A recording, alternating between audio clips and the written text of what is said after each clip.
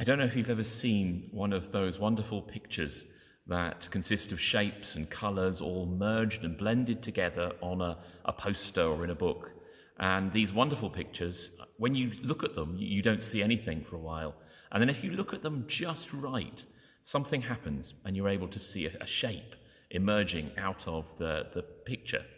Or maybe you've looked at one of those illustrations, those visual illusions, perhaps that wonderful one of the old lady.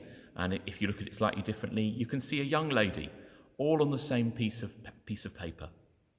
The Transfiguration is about seeing things differently. It's one of those wonderful stories in the Bible, one of those wonderful stories about Jesus that has been told for 2,000 years. And some people find it really difficult because it seems so mystical, so odd, so unusual. And yet the gospel writers put it in pride of place. And in the telling of the story of Jesus, it comes at that really crucial point, right in the middle of the story, where we shift from the growth and ministry of Jesus and we move towards the crucifixion and resurrection. This is this wonderful story, the Transfiguration.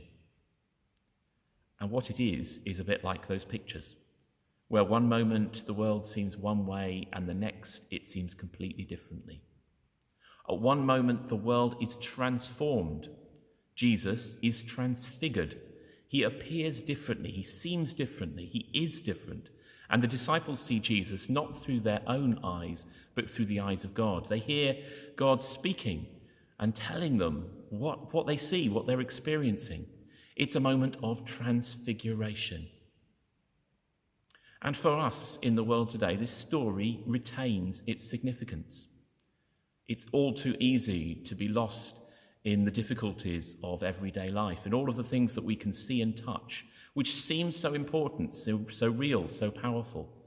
It's easy to feel restricted or limited by the powers of this world, by the way the world seems to be.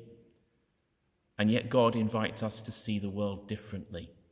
God invites us to see the world transformed, the world as it might be, to see the world as he sees it, with the values of the kingdom, not the values of the world. And in some of those moments, the world, the church, each of us are transfigured, and we see things differently.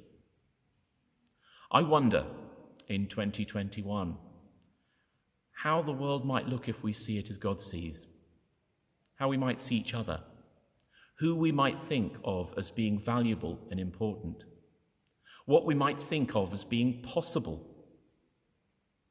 where we might be led on our own journey of discipleship. But it begins often with a moment of transfiguration.